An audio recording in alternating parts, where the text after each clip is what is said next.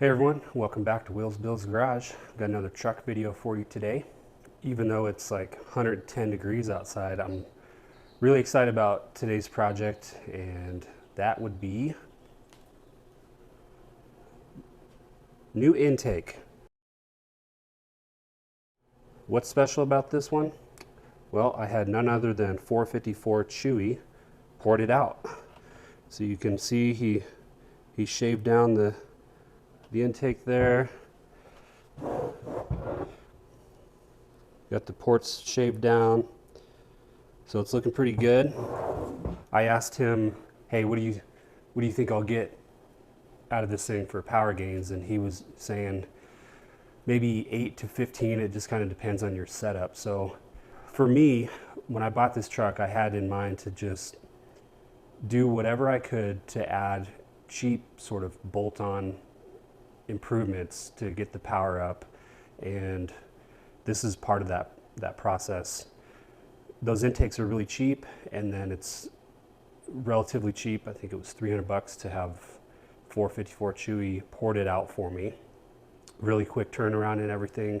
He does a good job, and so this is one of several things that I'm going to be doing to, like I said, get the power up without doing anything too crazy, like a cam or new heads or a supercharger, which who knows, down the road I may do a supercharger. But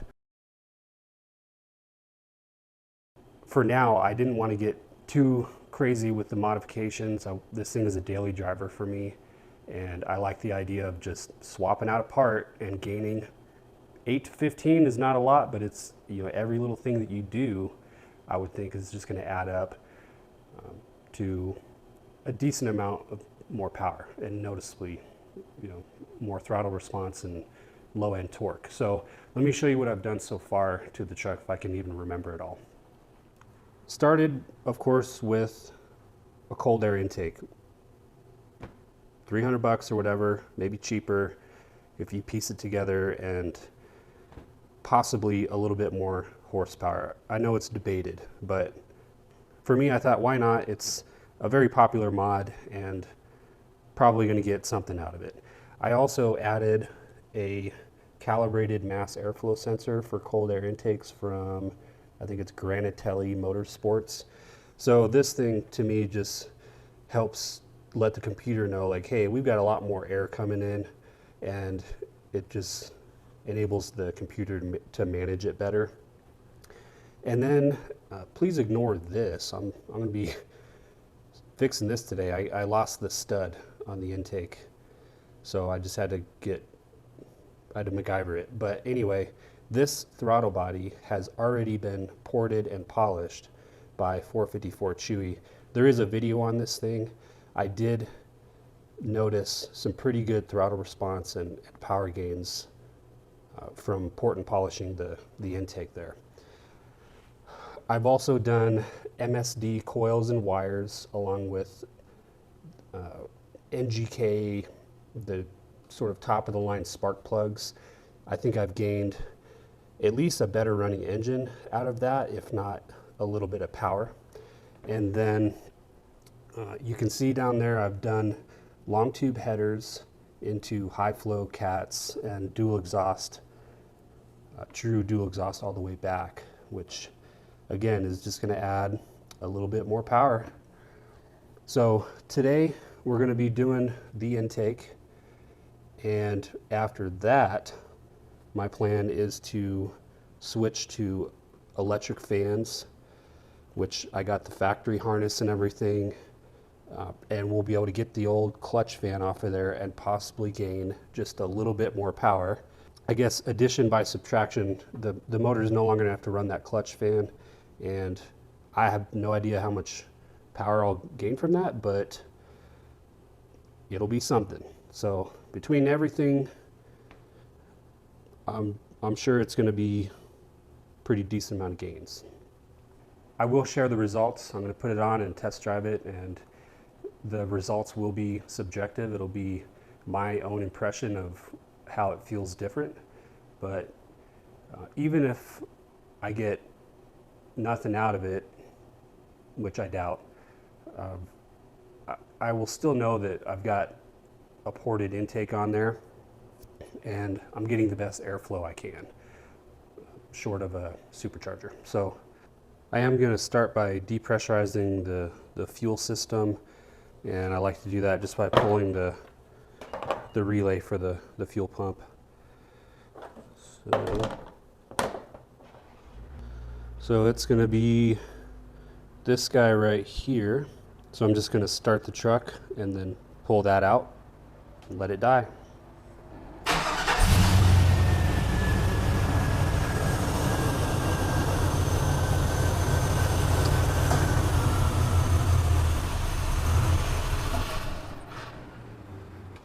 Up next, we'll remove the negative battery cable.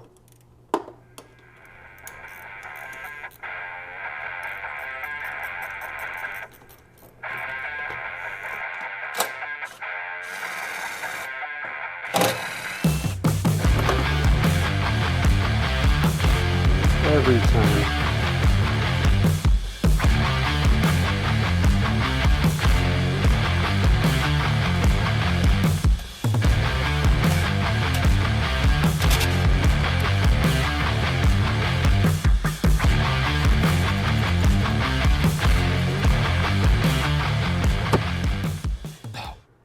Well, here's that nice, pretty, port and polished intake.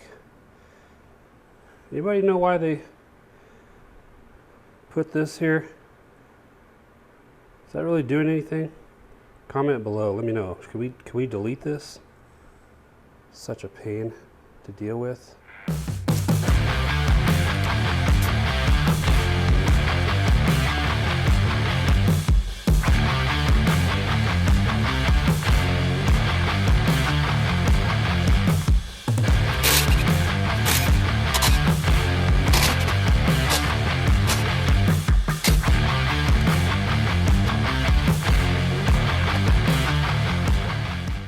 Let's see, that took me 45 minutes to get off. Told you guys, I think I did, I'm no expert. I just kind of feel my way through all this stuff. There's the old intake. This is what we're looking at. Pretty gross. If anything, it'll be nice to just get this cleaned out. I'm not going to switch out the knock sensors because they're not broken. All right, let's get this thing cleaned off.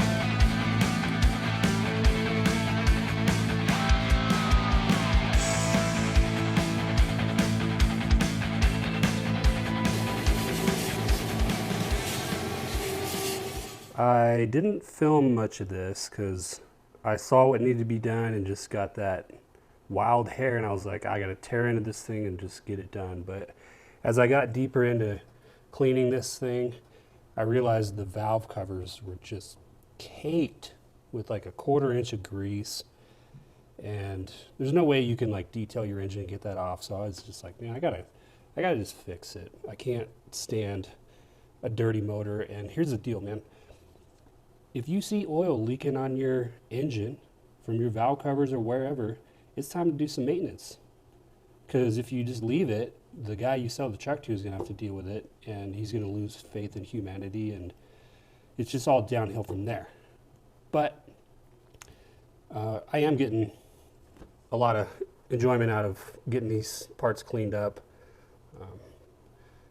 I found a bunch of rat turds piled up in here, and like a chewed up acorn, like something was in here. Maybe it was a squirrel. Maybe the squirrel was in here taking his evening lunch and just decided to live in here for a while and just poop everywhere. But yeah, it was just disgusting, and I got it cleaned up as much as I could, as you can see. So let me show you the valve covers. All right, here we go. So I just pulled the driver's side off, and you can see I've already cleaned the passenger side. It's night and day difference. And I'm gonna be able to sleep better at night knowing that these things are cleaned up. I've got some fresh gaskets going in. Everything's been wiped down, fresh seals everywhere. So not bad, not bad. All right, we're gonna call it good there. Here's how we ended up. Got it decently clean in the middle. The valve covers are just looking way better. Kind of hard to see in there, but just night and day difference if you ask me. Feels really good to get that step done. Got these things torqued down and ready to go, and I'm ready to start transferring stuff over to the new intake. But before I get to that, I'm going to do a little bit of a reset on my workstation here. Can't work under these conditions.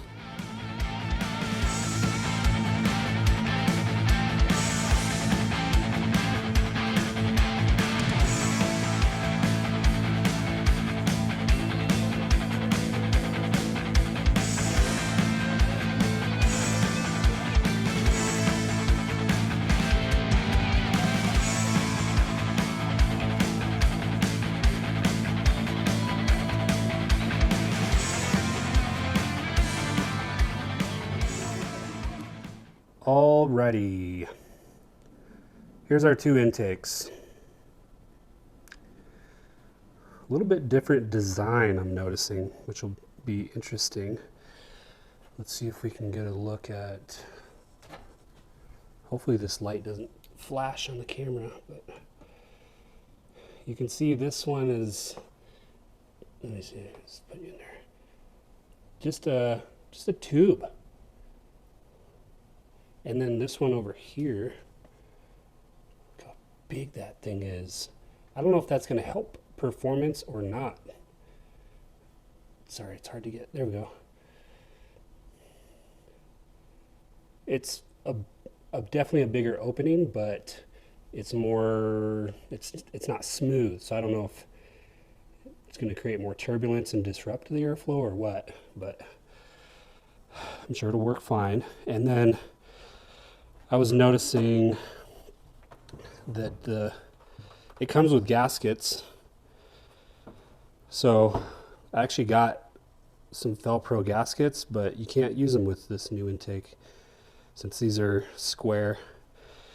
And then this one, I don't want to spill gas everywhere just yet, but that's the style you're probably used to. But yeah, this old intake, man, it is just beat up. I'm going to transfer over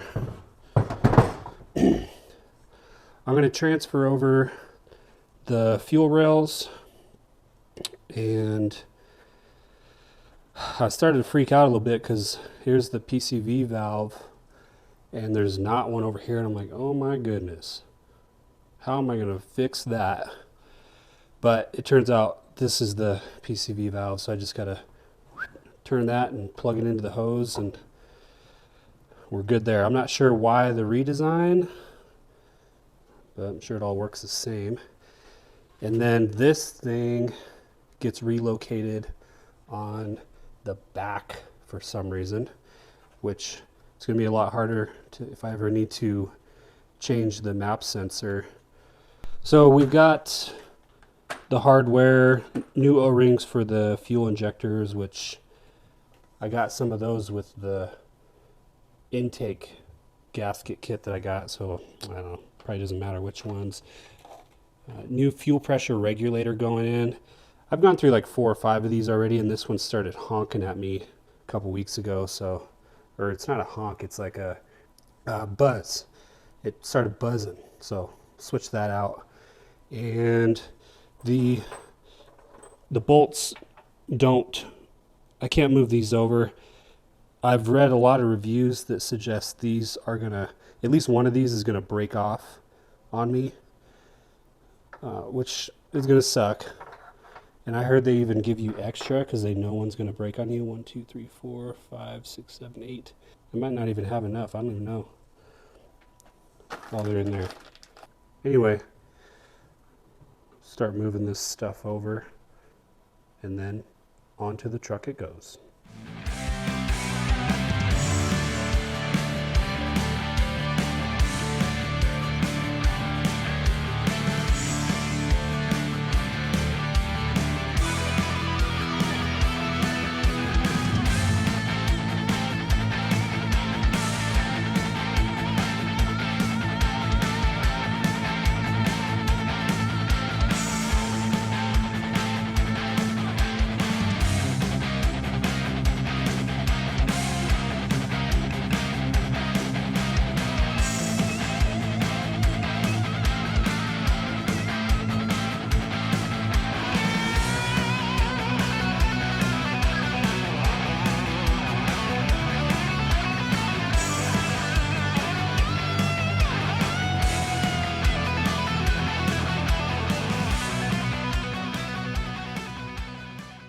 Okay, that was relatively easy.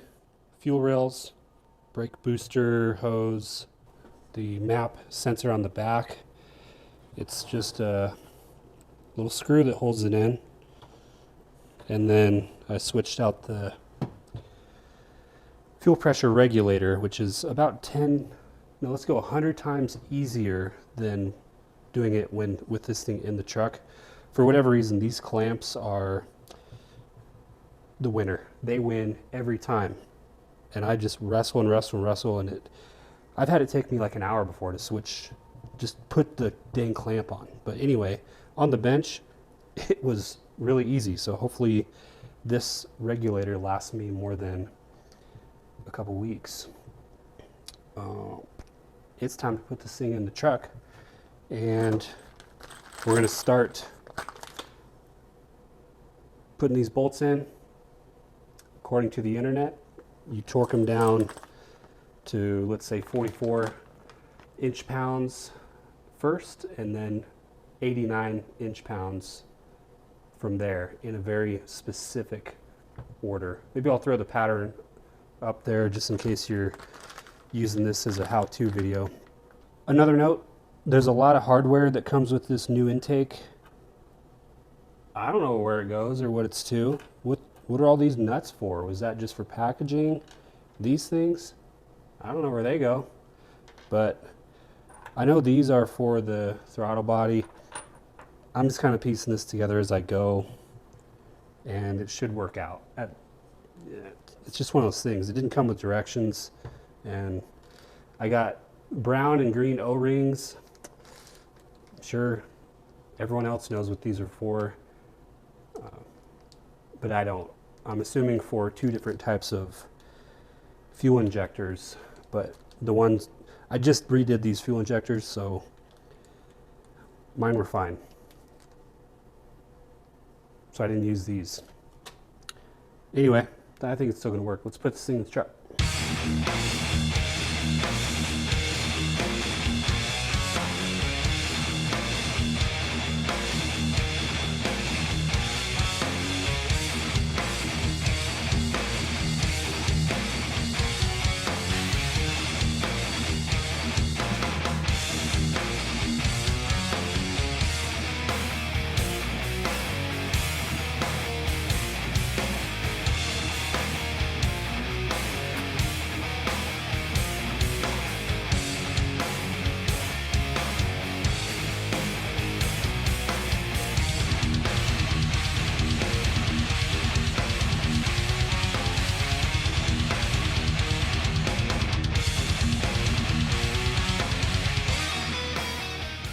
Let me show you a little problem I'm running into.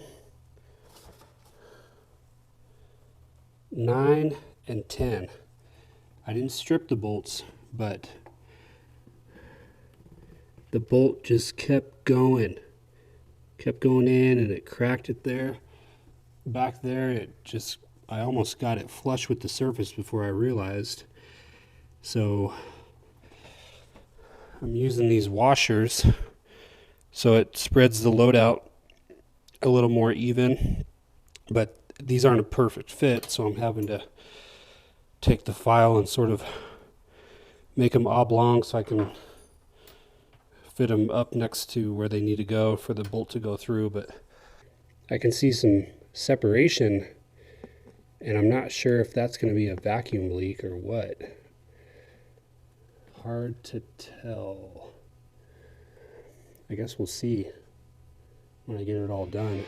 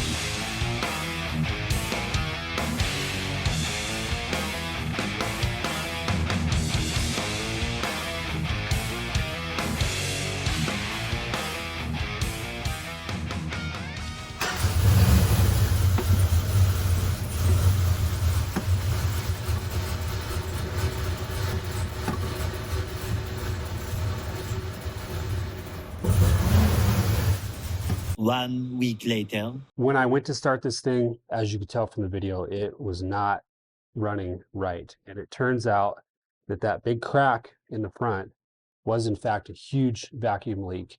And I had to pull the whole thing off, and realized at that point that not only was this front corner cracked, the back driver's side corner was cracked the same way.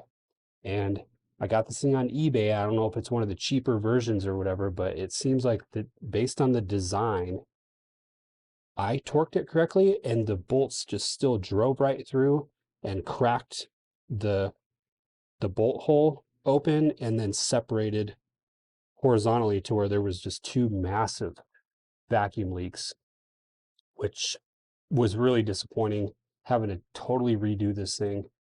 But I got some JB weld and got it sealed up really well. I think the JB weld's going to end up being stronger than the actual manifold. And I also got some washers to put underneath all the bolts so that it could actually seat and not have the bolts drive right through the plastic. So fair warning, if you go this route, you really got to be careful with the hardware and how you torque this thing down. That said, I did eventually get it running, and I do feel like there was definitely some better throttle response and a little bit more power from the ported intake. And there was definitely an improvement in how it sounded as well. It gave it a deeper, throatier growl that I really do like. If you're on the fence about doing this just for the power gains, I would say, I don't know. It's not going to give you a whole lot. And maybe if you need to change your intake gaskets or something anyway, or your knock sensors, it'd be a good opportunity to throw on a ported intake. So for what that's worth, I'm really happy to be done with this project. It's kind of the last bigger thing that I had to do to the motor, the last little bit of power gains that I was going to be able to realize with just bolt-on parts. So all in all, pretty happy. I'd love to hear your comments below, what you think of this project, if you've done it yourself, and what kind of gains you've gotten. Or yeah, would just love to hear from other guys out there doing this kind of stuff as far as trying to add power with bolt-on parts. The next video, I am going to go over everything I've done to this thing to add power, and hopefully I'll be able to include some prices, and then I'll share the dyno run that I just did to let you know how much horsepower and torque this thing is putting out with all this money and effort put into it. Thanks for watching. We'll see you on another one soon.